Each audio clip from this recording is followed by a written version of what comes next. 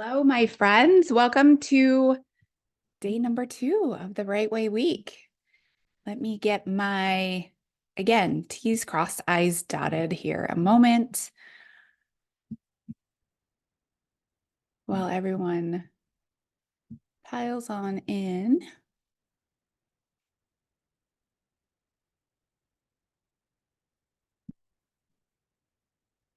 All right, you're all there. You're coming in anyway. And then same thing as yesterday, or if maybe you weren't here yesterday. If you weren't here yesterday, I do highly encourage you to go back to the replay and listen to that because we've got some really good, like practical things to start implementing into your days to be able to lose weight the right way. You don't have to listen to them sequentially. So if you're here today and this is your first live, no problems. Just go back to yesterday whenever you have time. There is a chat box at the bottom. I love to hear your feedback. I love to hear your thoughts, questions you have. You can put them in the chat or you can put them in the Q&A. Either one works for me. And let's also do the winner for yesterday. If you're not sure what I'm talking about, I am doing a giveaway yesterday. Well, the giveaways will be today and tomorrow, but they're for yesterday's replay and today's replay. To respond back to their replay email on what do you want. So I had some great answers in there. You guys did such a good job. So I don't have I don't usually do my giveaways live because I don't have this like glamorous way of doing it. This is what I do. Are you ready? I have all of the emails in a line on my screen and I close my eyes and I scroll up and down, and then I open them and whoever is on there, it's Sarah Pazor, Pazour. So I'll reply back to you, Sarah, that you are the winner and I'll get your address and things like that. And we will do this again tomorrow and you will get a prize, Sarah. So thank you so much for your answers. Today is going to be all about stress. Are you ready? Okay. So yesterday we talked about the 3 pillars, the 3 physical pillars of gaining health and really ultimately letting weight loss be the side effect, right? We don't need to force weight loss. We really don't. And I know that that hasn't been taught to you before, but I really want you to understand. I help hundreds of women lose weight, and it never works well and it never works long term when it comes with force. When we focus on health first, what ends up happening is that weight loss is the side effect. And that's the beautiful part of this. And the first thing is that making sure that most of our foods are coming from whole foods. And yesterday I really drove it home that I'm not kidding when I say that most of your foods need to be from whole foods. And it is a really hard thing to adapt because when we walk outside of our houses, we are inundated with highly processed foods. And our friends and our family and everyone around us is consuming highly processed foods. And when other people are doing things, and the majority of people are doing these things, it can feel very unnerving to do something different. And that's because we as humans we're just wired to always want to be part of the group, want to be part of the circle, right? Because our ancestors had to live and thrive in groups of people. And even if it doesn't make sense, right? That's why our parents, when we were younger, would ask us, if your friends jump off a bridge, would you?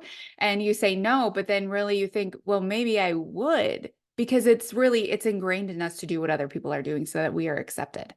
And so when everyone else is consuming highly processed foods, it can feel like you're doing something wrong, or that the highly processed foods can't be that bad, right? Everyone else is consuming them. But let me bring this to your reality here is that most of our world, our country at least, is very unhealthy, very unhealthy.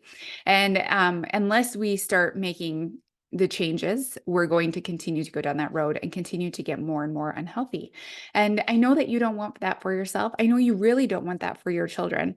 And so this takes you really holding yourself to that accountability of mostly whole foods, right? There are some circumstances which whole foods are not possible or very hard, or you'd have to go a very long time being hungry, right? Because our world is kind of set up in that we don't always have the access to the whole foods to us right away, right? So there are some circumstances that it won't always happen, but you're really in charge of most of the time when you are at home and when you have that ability to have mostly whole foods and take your foods with you. With that's such like a foreign concept to always be taking our foods with us. And I'm not saying every single meal needs to be in a meal prep container and taken everywhere with you every single day of your life.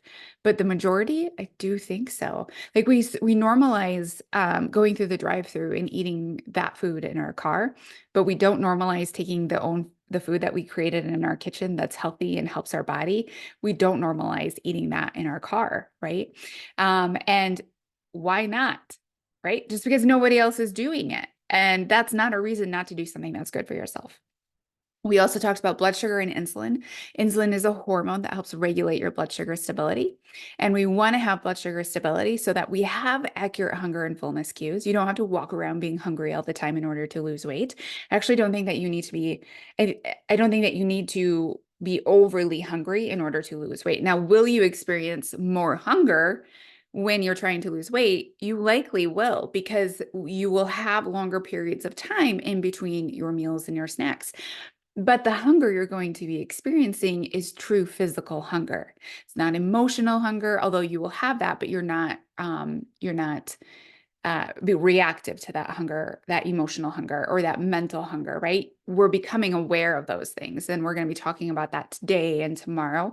And it's definitely something I coach on in Mindfully Well, is your emotional and your mental hunger, right? We don't need to eat Doritos and ice cream and pizza outside of any other reason than we're physically hungry, right? So understanding your physical hunger cues and blood sugar stability. And also when you have insulin around all the time, you will, and I don't think I mentioned this yesterday, when insulin is released, you don't burn body fat. And the reason is because when there's insulin present, insulin is sending the signal that now there's sugar in your bloodstream to be used for fuel. Why would your body go into your fat stores to burn that for fuel when that's a lot harder to do?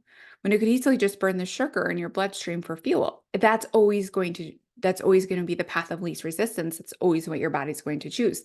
So when you have insulin around, you are not going to be burning your body fat for fuel, right? That body fat is going to stay on there. And so it's not that we never want to have insulin around, but we don't want to have these ups and downs and these ups and downs, because you will never get out of the insulin cycle. You will always have insulin around, right? Because when you're up, you have a lot of insulin. When you're down, your body's trying to get you to eat more carbohydrates very quickly so that now your insulin goes back up again, right? And so you're never actually burning body fat when you're in this endless cycle of blood sugar instability. And then the last thing we talked about was meal timing. And that goes into specifically being able to sleep really well, syncing up to your circadian rhythm, that 24-hour cycle rhythm with the sun and the moon, and making sure that we are optimizing our nutrient intake with our hormones, cortisol and melatonin, so that you can sleep really well. Because if you're not sleeping well, you're not going to lose weight, right? Because sleep is where we restore. And today we're really going to get into like what is restore, and it goes along with your stress. You'll notice that I didn't talk a lot so far and yesterday about eating like this much protein or this much carbs. And I want you to understand that the reason why is not because I'm saying it doesn't matter. It does matter. But what I am saying is that the majority of the answers that you need today do not lie in the exact thing. Your answers actually lie within you. It's your mindset. It's your past with your body. It's your emotional behavior patterns, not just eating 5 servings of protein a day and not just eating, this many servings of vegetables a day. All of that is super important. And I do that in my coaching program. But in order for you to actually create the lifelong change that you want, you have to understand that it all lies within you and it isn't an exact answer.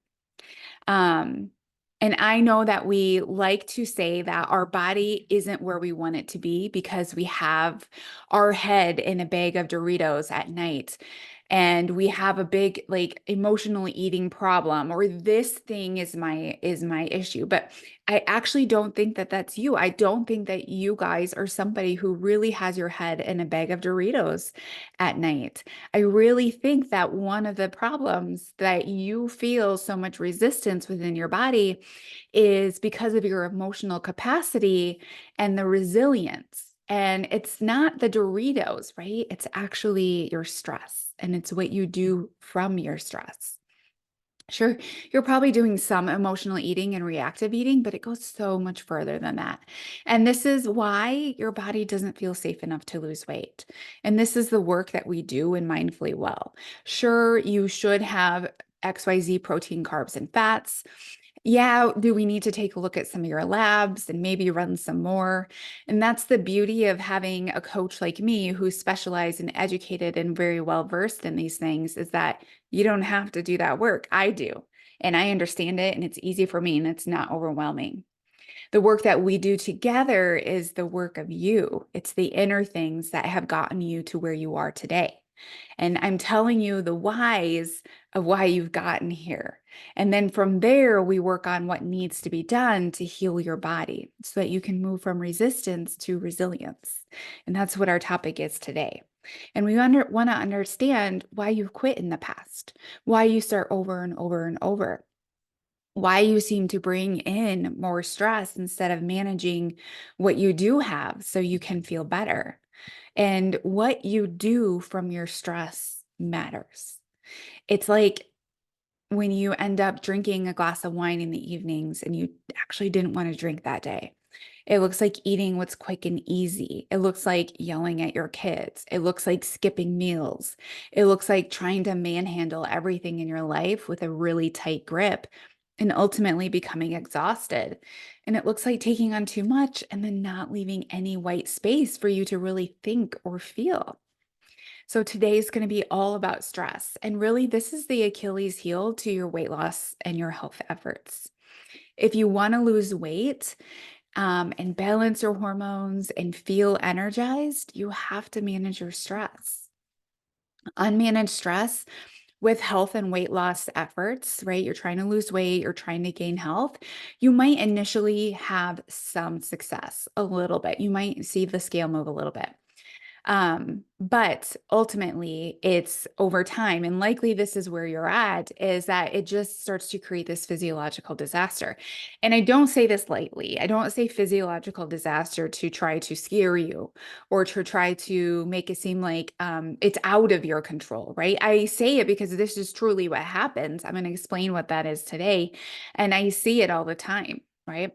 Because weight loss itself is a stressor on your body. And if weight loss is a stressor on your body and your life stress is unmanaged, your body's ultimately going to fight back. It has no other option. So let's talk about what happens actually when you are experiencing stress so you can understand how it actually affects your weight loss long term. Because when you know better, you can do better.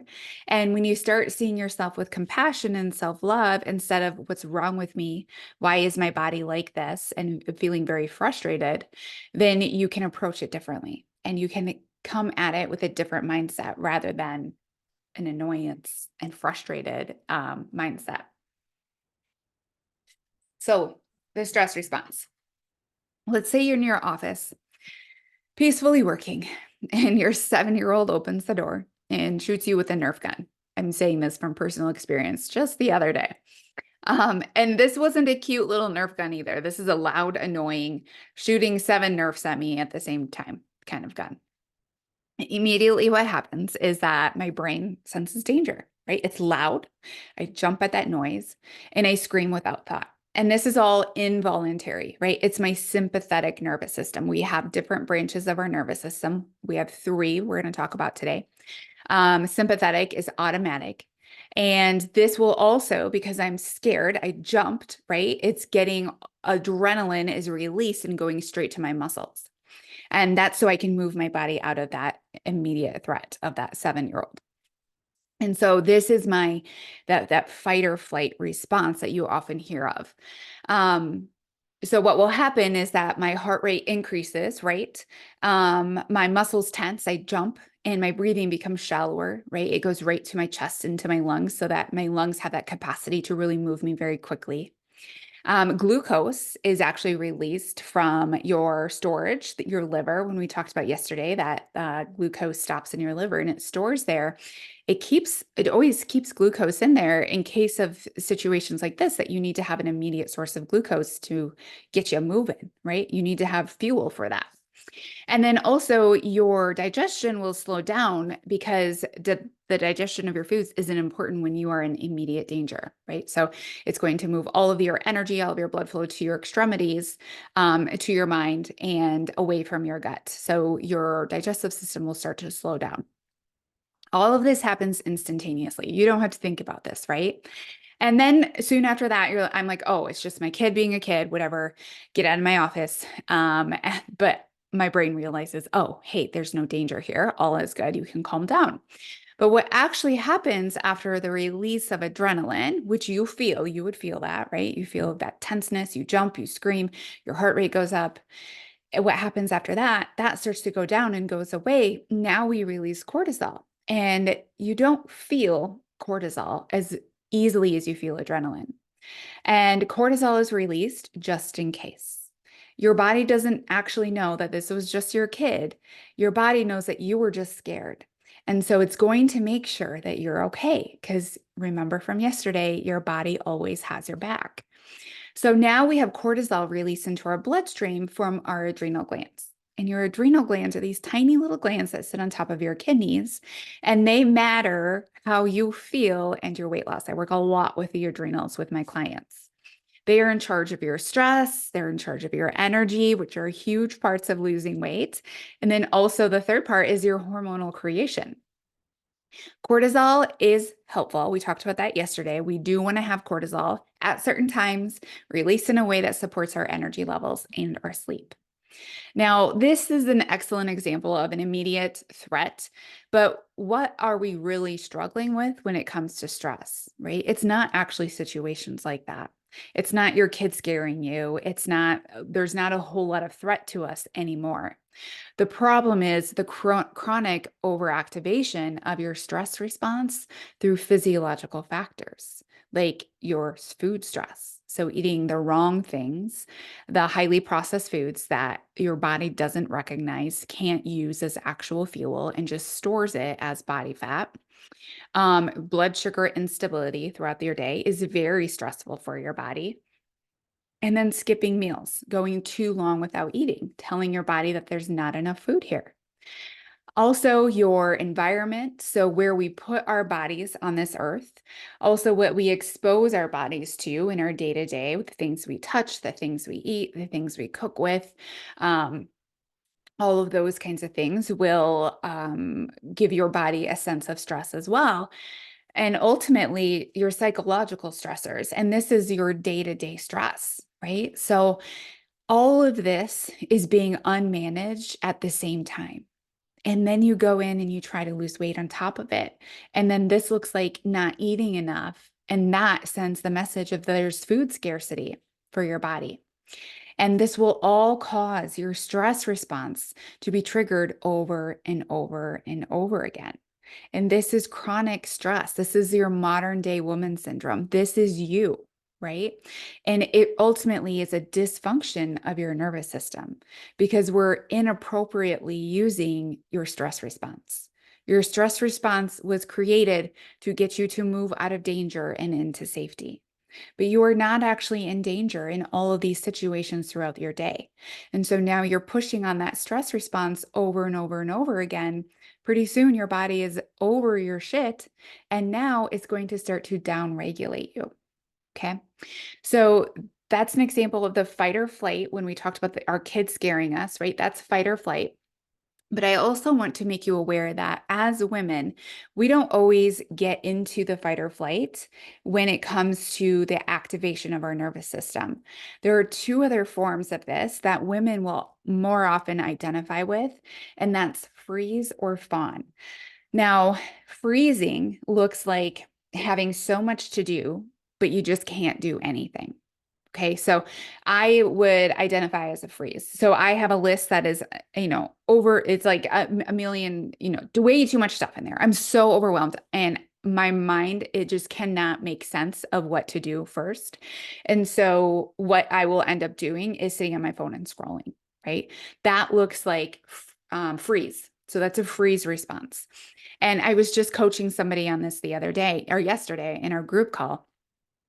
She came to her group call, and it was, what do you need to, my prompt for her was, what do you need to feel in order to move into the next part of your process of becoming healthier, becoming a better you? And she said, I just need to do something. And she hadn't done anything since we first had our first call where I gave her protocol and all that. She hadn't done anything. And I said, why haven't you done anything? And she said, it's because I have so much to do and my house is such a mess. I can't make any sense of anything. I'm so overwhelmed. And so I helped her break that down, and just to see, like, you just have to do one thing. You don't have to do 100 things. You just have to do one. And so we mapped out what is that one thing that you can do that creates results for you. And she was stuck in a freeze response, right? She's overwhelmed by the state of her home. She's overwhelmed by the state of her family. And now she wants to feel better, right? She wants to manage her stress. She wants to eat the foods. She wants to do the things, but she can't do that. And when you can't do that, you can't do those things that are your basic care things for yourself. There's no way that you're actually going to manage your house, and there's no way that you're actually going to manage your family. Right? The first thing, we often think that those things have to be done first in order for me to, okay, now I can go and cook myself a healthy meal. And that's ass backwards. What you have to do is cook yourself that healthy meal so that you can create the energy that you need to be able to have a clear mind to now manage your house and manage your family. Do you see how we get that backwards as women? Right? And this isn't your fault. This isn't your fault because nobody has taught you that. You've always been taught since a little girl, like, take care of other people, make sure other people are happy. Make sure other people are fed before you eat. Make sure this is done. Make sure this is done. Make sure that you, right? Everyone needs to be happy with you in order for you to feel happy. But my friend, you will never find happiness that way. Your happiness comes within you, and it does not come from other people accepting you and being happy with you. It comes from you. And it comes from something as simple as making yourself a healthy meal to eat so that you can have the energy to now go out and take care of people with the intention of wanting to do that versus having to do that to be accepted. Right? Okay, so that was freeze. And then I went off on a tangent. The next one is fawn.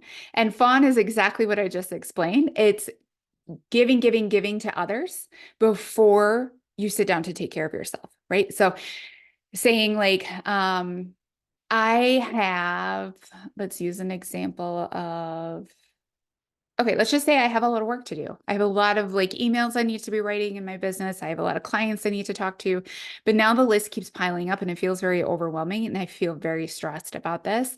I'm going to avoid it. I'm going to go and I'm going to take care of my kids and do things that are unnecessary, right? So I need to do this for my kids. I need to do this for my husband. This has to be done for that person. That has to be done for that person. It's the chronic over giving and putting yourself last so that you don't ever have to actually address anything with yourself, right? So that's a symptom of your nervous system in chronic overactivation. And my friends, that this isn't something that some people are dealing with. Most of you are dealing with it, if not all of you. You just aren't completely aware because you think that this is normal, right? Work harder, be busier, do more, make more people happy. It's never enough. And when you do have space and time, you're filling it up as soon as you can. And I want you to hear this. How often do you have space and time? Like, you actually finally get space and time that you've been craving for so long, and then you fill it up as soon as you possibly can because you're so uncomfortable actually not being in a stress response. And this is the chronic addiction that we have to stress as well. So then you find yourself with some white space and then you pick up a shift at work. You paint a room. You find some other thing that you think needs to be done right now because you can't possibly be this calm. You're stuck in overactivation where the stress response keeps happening. Why? Because you say yes to everything besides loving yourself. The problem is not necessarily the stress, because let's be honest, you can't get rid of most of your stress. You just need to manage it. You need to change the way you think about it. Yes, you should probably start saying no more often. But right, we can't get rid of our kids and our family, right? We can't get rid of our jobs. We can't get rid of our in-laws. We can't get rid of XYZ, whatever it is. If we did, we would just end up having to move to a deserted island and saying goodbye to everything, right? And then that brings up a whole nother stressor. So we're not actually getting rid of most of the stressors in your life unless they're actually causing you harm. What we need to do is learn how to manage it, learn how to manage your body, and take care of yourself through it, because you let stress be the reason that you're reactive. You let stress be the reason that you choose the quick and easy. I just can't do it today, right? I get up and I work out because I can't get up. Sorry, I can't get up and work out because of my stress. It's too much. I'm so overwhelmed. But when you walk around with the thoughts of, I'm so stressed, how do you think you feel? You feel stressed, you feel overwhelmed. And how do you think you act when you feel stressed and overwhelmed? You do the wrong things. You don't do the right things that create the change that you want in your life. And what does that create for you? It creates this vicious cycle that you're stuck in over and over and over again. The result of choosing foods that are really just quick and easy, right? I got to just move to the next thing so I can feel better right away, which, by the way, you don't feel better right away when you choose the quick and easy. You're very reactive throughout the day instead of proactive. You end up working over 40 hours a week and then end up exhausted with your kids and short and having no patience with them. You end up taking up all the blame because your kids are doing poorly at school or they're misbehaving and you think it's your fault. You end up frustrated with your husband because he just doesn't get it and you don't have patience to explain it to him. And you think you're out of time all the time. On top of all this, you're undernourished and you're not sleeping well just to get through the day. Does this sound familiar? What you're doing is you're creating a weak body. You're creating a body that doesn't feel safe.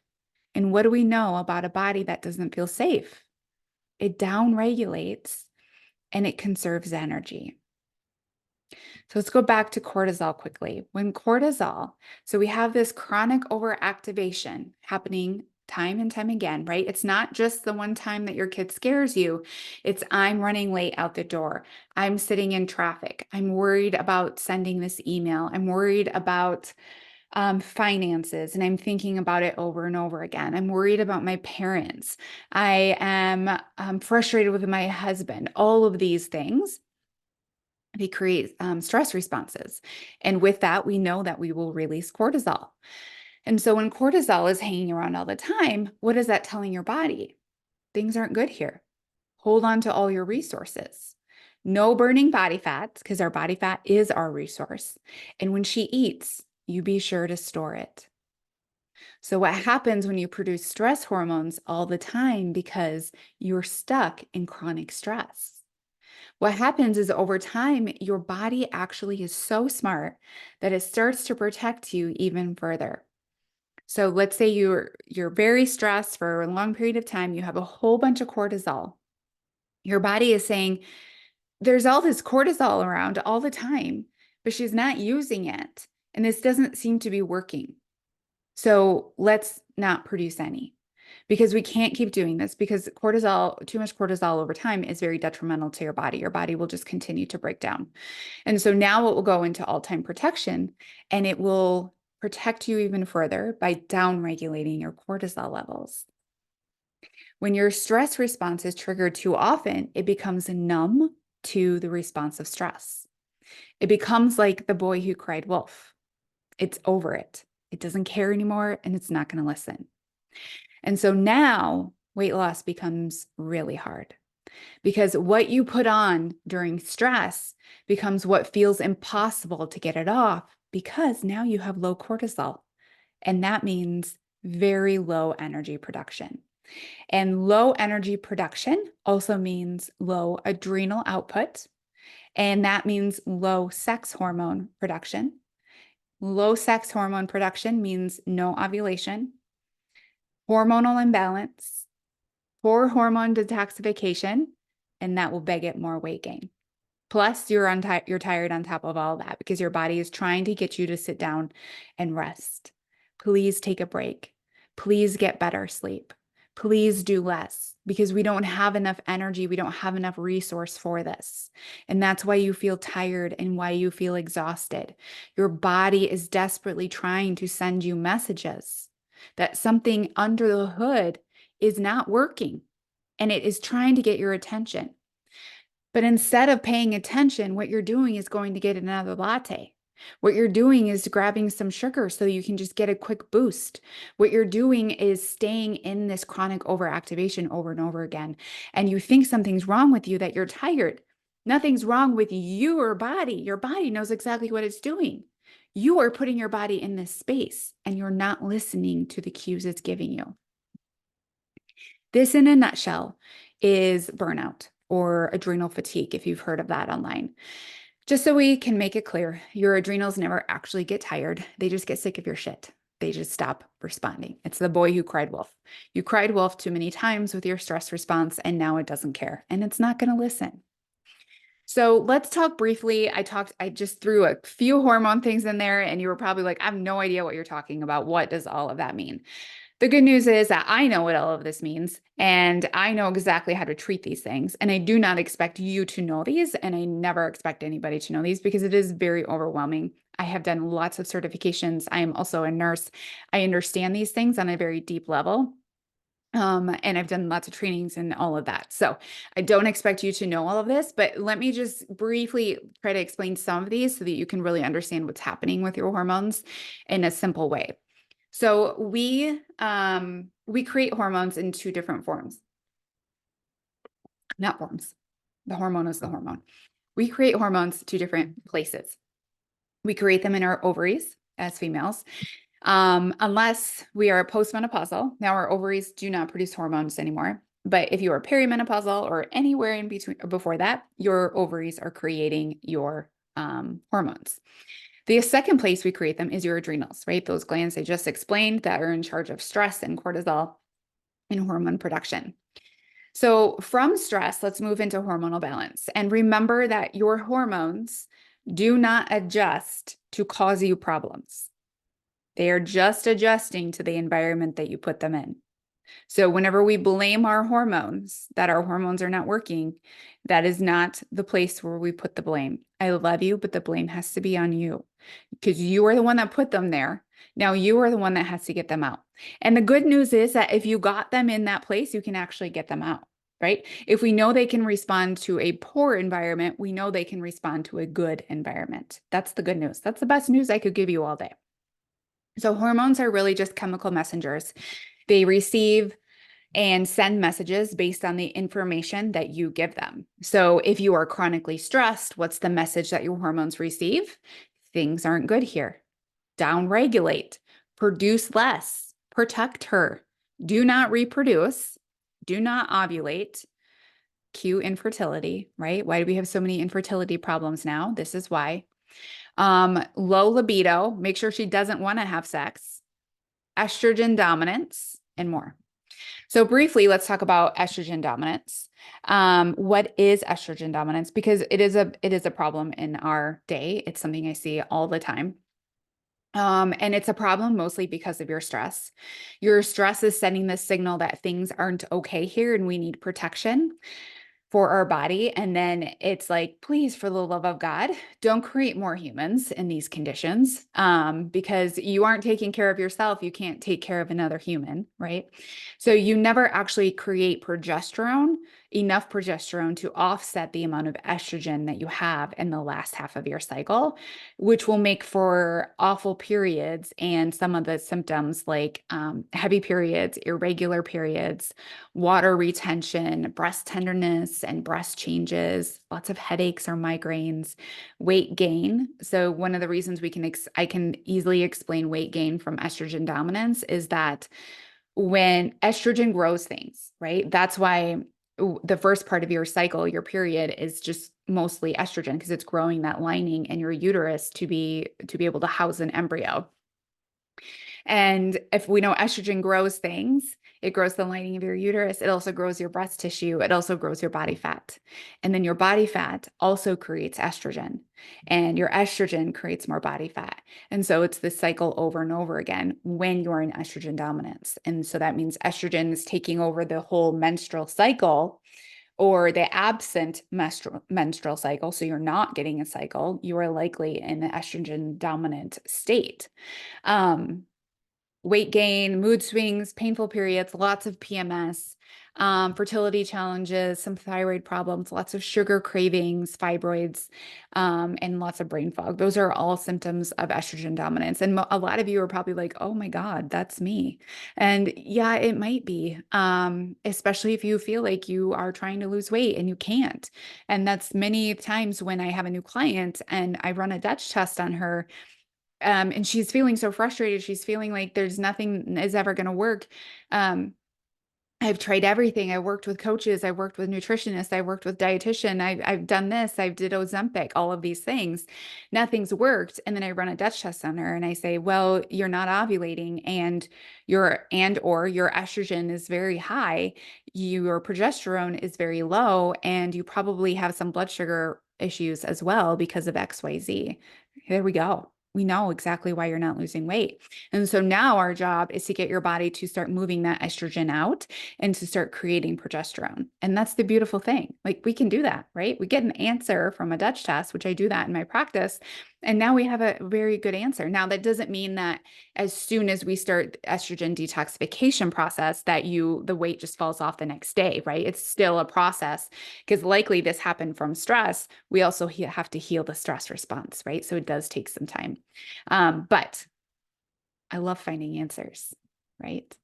So if you have a feeling that something is off, you're right. I'm always telling my clients that if you feel like something is off, you're right. There's nothing out there is better than a woman's intuition. Nothing. Your intuition that something is off is correct. And I don't care if your doctor ran a bunch of labs on you and told you it was fine.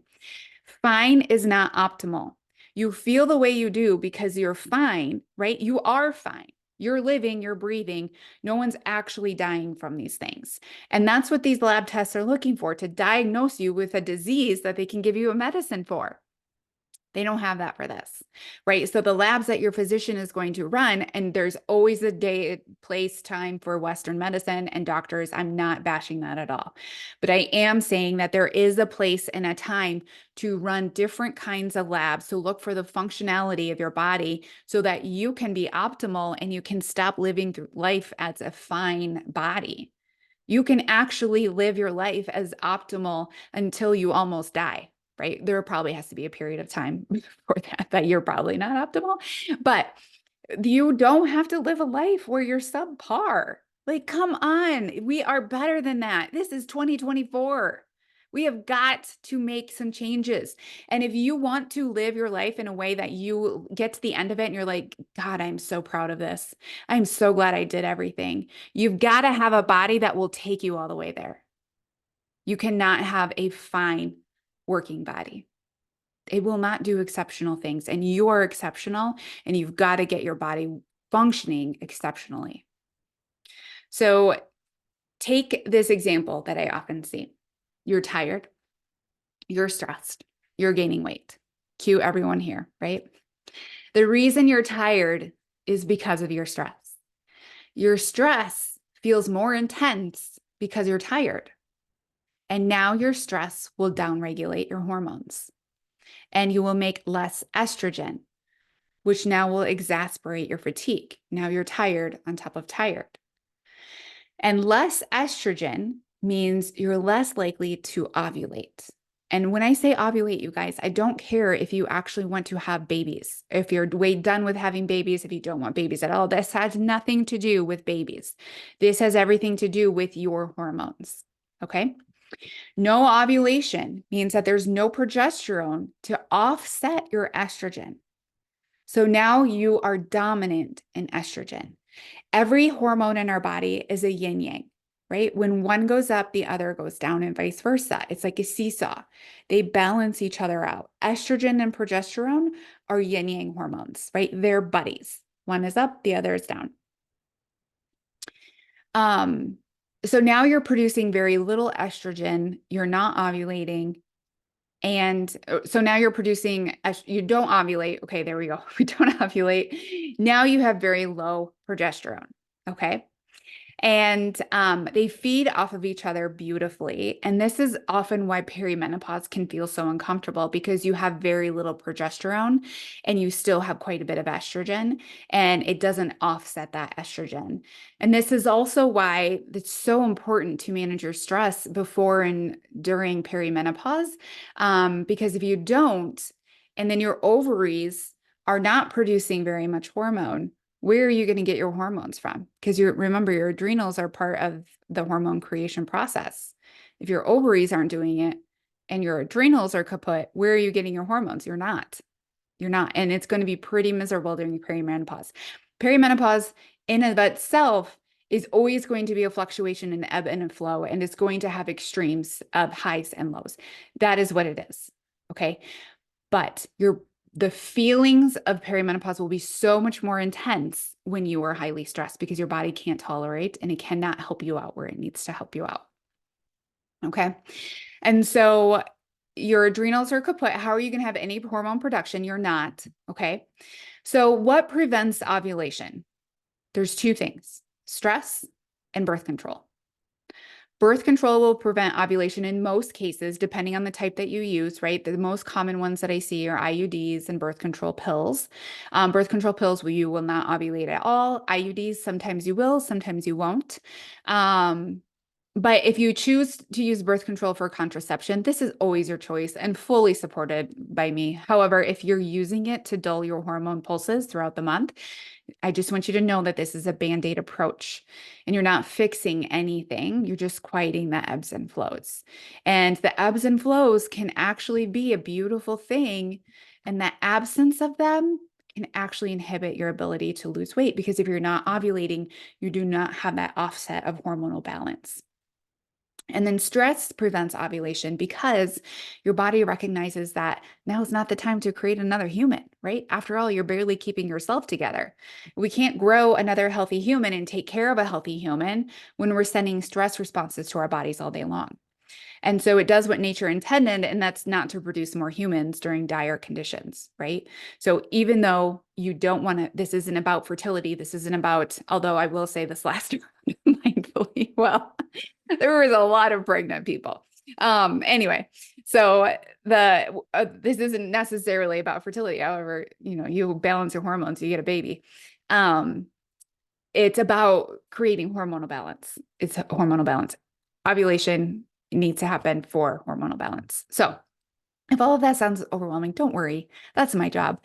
But your job is to do the actions of managing your stress by providing your body with safety, right? So we talked about the sympathetic nervous system. Then there is another branch of your nervous system, which is the enteric nervous system. And this is the nervous system that's associated with your gut. So when we have a lot of cortisol around, what that ends up doing in that beginning phase of a lot of stress, right? We have a high amount of cortisol. What it ends up doing is it breaks things down. It becomes very catabolic, and this will break down your muscle. So you will lose muscle mass, which will inhibit, it will lower your metabolism, but it also breaks down the inner lining of your gut. And if your gut, that lining of your gut is starting to break down, you end up with a lot of issues digesting and moving your food where it needs to be. And so now, on top of everything, even if you did have a super healthy diet, what's happening is that you're not actually moving these nutrients where they need to be, and you're just dumping them out. And so that adds on to more food stress, right? The lack of assimilating nutrients. And this is when somebody has been stressed for quite some time. But also, what else is this doing, right? We talked about what happens when you instantly have that stress response is that you have lots of blood flow to your extremities and not to your gut. What do you think this does to your gut over time, right? It really starts to downregulate your gut. Your gut becomes very sluggish. It also becomes very leaky, and food particles pass through into the outer space of your abdomen. And this causes inflammation And then inflammation looks like another reason for weight loss resistance. Looks like headaches.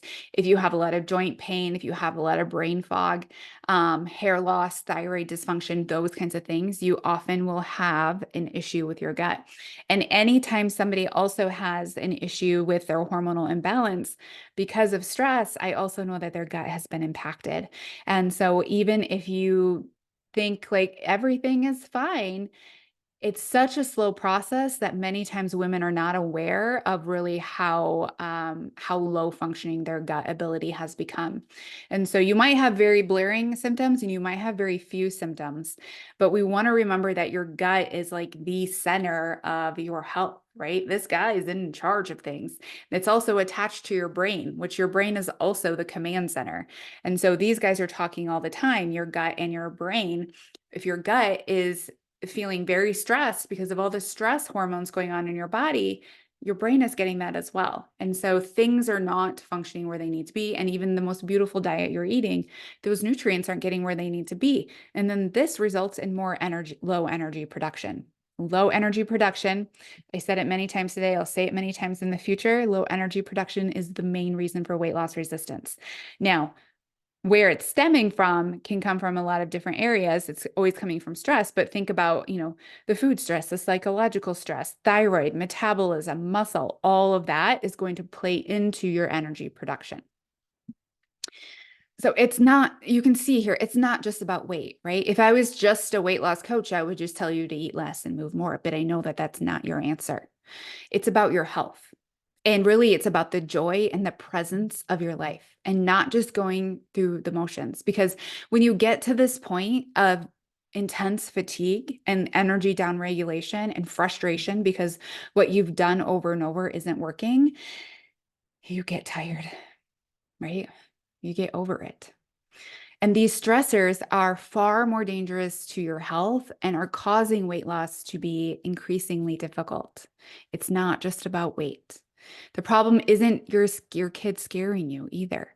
The problem is that you're saying yes to the things that you want to say no to.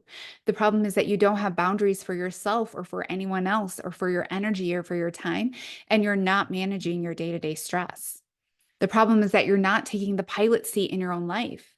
And when you're stressed and deciding to take responsibility for the things that you have control over, you can't always change or take away the stressor. That's not the goal, right? You can't take away those things in your life. And the goal is not to stress out over stress either. I see that as well. It's super unhelpful. The goal is really to start to become aware, because awareness will help you see things differently. And that's what you need. Awareness of what you do from stress. Awareness on where you feel stress in your body.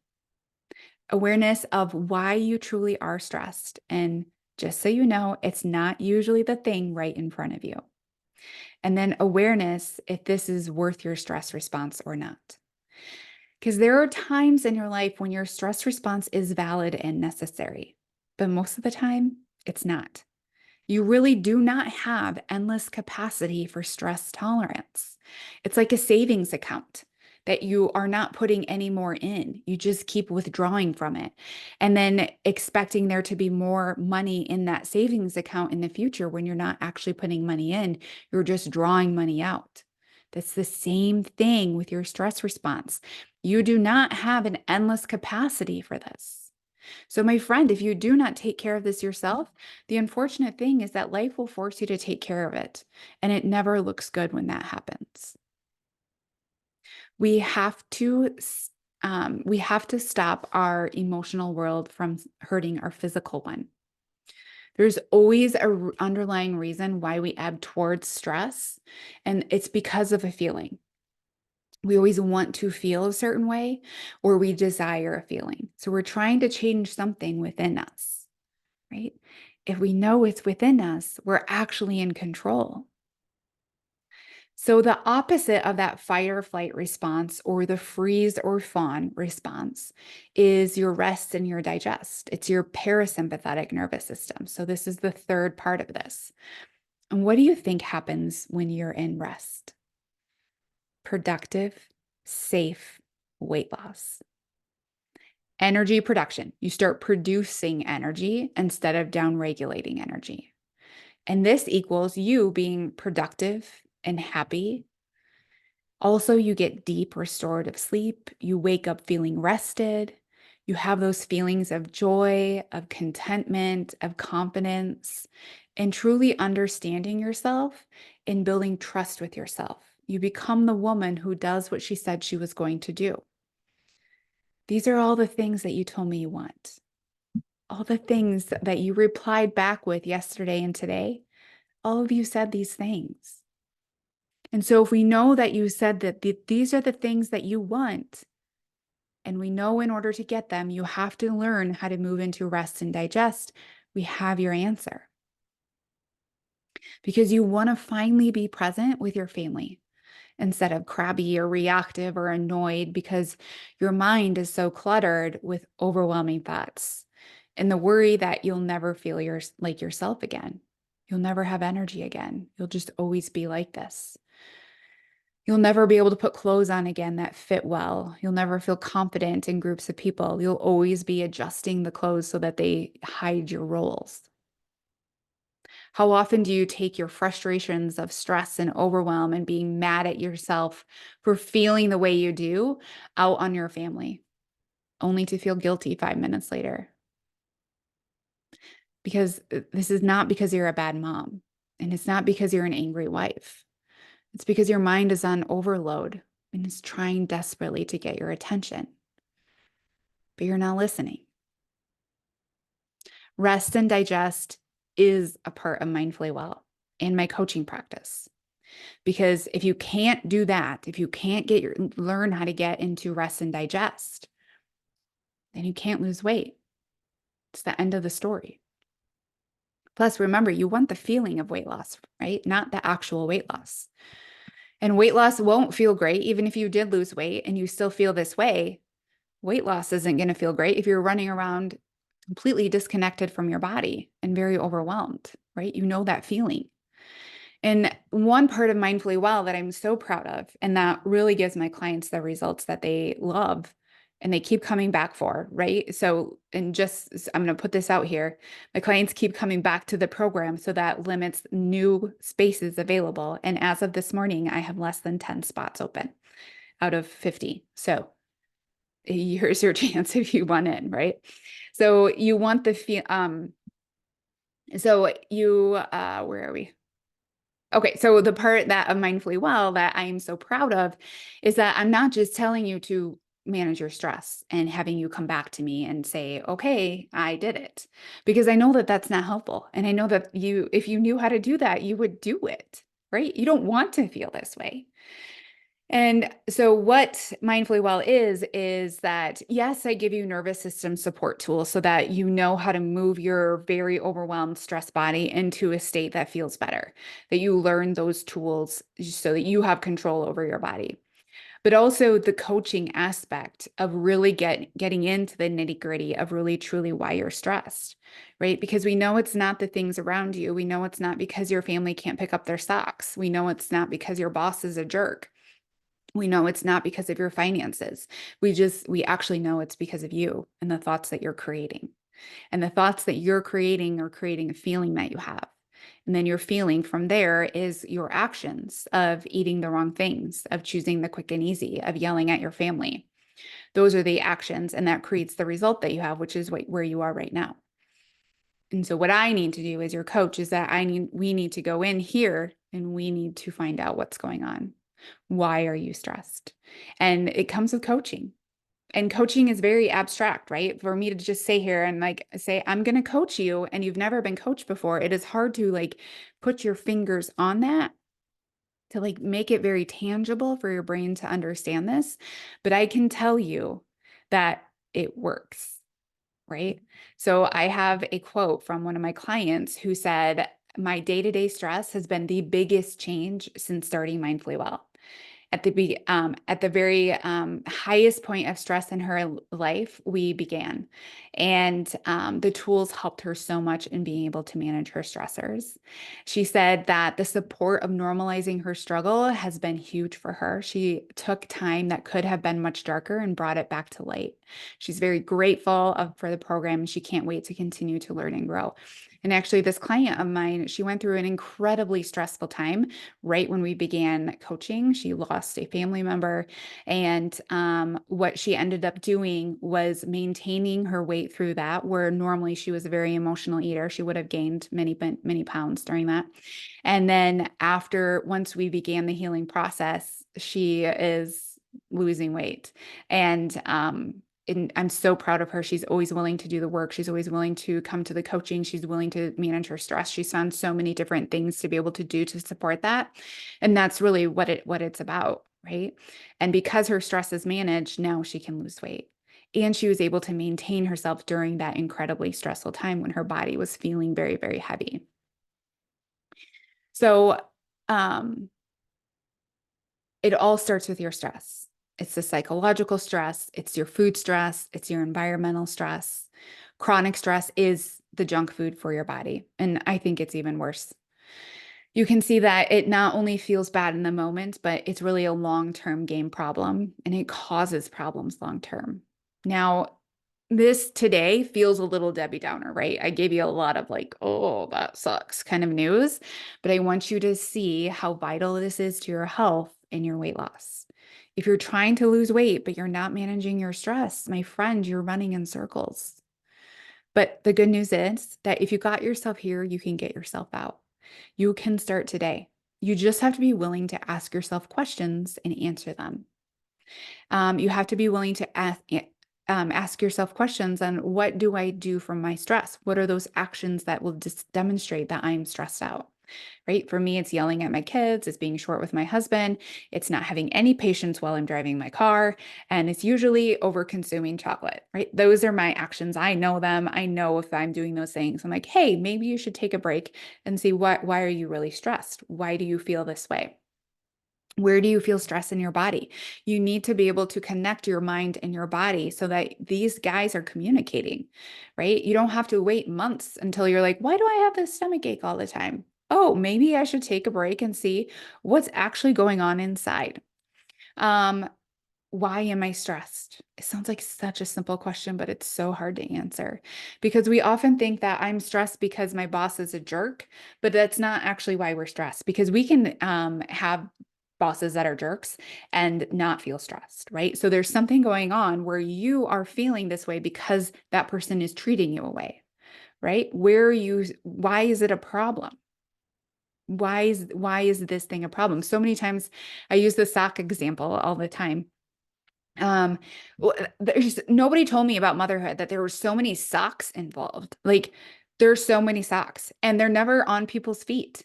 They're never where they should be. They're just laying around all over. I can walk outside my office door and I will find a sock, I guarantee you. And it is still frustrating for me, right? And so sometimes I'll be picking up and I'm like, this is the 10th sock I've picked up today. None of them match. Where are they coming from? And I can yell at my family about this, and I can think I'm so stressed out because I just keep, like, I never have matching socks. I never have clean socks. The socks are all over. They're never in the drawer. They're never on the feet. Where are all the socks? I'm sick of picking up the socks, right? And so I can feel very stressed and intense about this. And when you ask me, why are you stressed? I would say, because I'm sick of the socks, right? But it's not actually because of the socks. It's because of what I think about having to pick up the socks. Why doesn't anyone put their shit away? Is really the stressor. Why do I have to be the one to do that? And then the answer to that is, I don't have to be the one to do that. But to be honest, I choose to do that because I'm never actually asking my family to pick up their socks, because I think it's easier if I do it myself. And that's where my stress is coming from, me and my control over picking things up and putting them where I want them to be. Right? Do you see how those are connected? I think there's a sock problem, but truly, I just have a control problem and a lack of patience problem. Because if I did tell my family to do it, I wouldn't like how they did it. I wouldn't like how long it took them to do that. And so I have a control and I have a patience problem. I don't actually have a sock problem. Right? And then once you identify that, I have a lack of control or I have a patience problem, then you can ask yourself, is this really a problem? Is this something I want to be using my stress response for? Honestly, no. because it takes me 3 minutes to do it. Is that the best parenting thing ever? No, it's not. It's definitely not. This is my thing, right? This is not a parenting webinar this week. But you can see how this is how coaching works, right? It's not the socks. It's because I have a control and a patience problem. And is that something I want to work on? Yes or no, right? So also another one is perfectionism, which we'll talk about tomorrow, more on perfectionism. And the toxic productivity, always being busy, not knowing when to say no, not when to say yes. Some of my favorite stress management tools, oh, it's 1 o'clock, we'll get going, are I have many tools that I teach my clients in Mindfully Well, but I'm just going to tell you a few of my favorite ones. The first one is journaling. I'm a journaler. I love journaling. I love to take the thoughts in my mind and put them on paper. It makes things very clear for me and helps me understand myself better. It's a beautiful stress management tool. Another one is meditation. I usually do guided meditations. I am not a meditation expert. I've tried. I've done meditation trainings. I've done all the things. I'm not an expert. I do guided meditations because they help me stay focused. I love the app Calm and Insight Timer. Those are the two that I use. Breath work. Sauna, I love sauna. The reason that I claim that's a stress management tool is because you have to go inside of a hot box and you can't do anything else besides bring a book or something like that. Yoga and movement. So purposeful movement, stretching, walking, and safe light exposure are all some of my favorites that I teach my clients to do.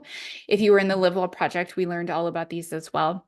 Boundaries, learning how to set boundaries with people, with time, with energy, all of that. And then ultimately joy, because when you feel joy and you feel happiness, you're not going to feel stressed, right? You can't be in both of them at the same time. When you're feeling joy, you don't feel stressed. And so seeking out joy and discovering what that is for you is so important. I don't care how old you are. I'm going to be 40 on Friday, you guys. I'm going to be 40 on Friday. And I'm still trying to figure out what creates joy for me that isn't work. I don't care how old you are. You always have to be on this journey for searching for joy. What are the things that help you get out of the nitty-gritty right now and really allow you to be where your feet are? Because when you are where your feet are, when you are a grounded human being, you can be in joy. And when you are in joy, nothing else really matters. You can just truly be there. And that's when you're in rest and digest. That's when your body feels safe. That's when your body makes the changes that you want to be changed. That's when you have energy. That's when the scale moves, right? That's how you get there. And so it's not just about meditating for 20 minutes a day. It's really about finding joy and learning how to get out of that fight or flight state and into rest and digest, where your body feels safe, where your body feels good, where your body has energy and your body loses weight with ease, right? That's the goal. Okay, my friends, that's what I have for today. We will be back tomorrow. And for day 3, it's our last day. And also in the replay today, I will put the link to join Mindfully Well. Once you join, you can schedule your orientation call with me. We will get started right away. You have access to the first month of information and content so you can get started. And like I said, I only have 10 spots left and it's going to sell out. So if you know that you want this, don't wait. Okay, my friends. And if you have questions about Mindfully Well, please shoot me an email. I'm happy to answer those for you. Okay, guys, have a wonderful day. I will see you tomorrow. Bye.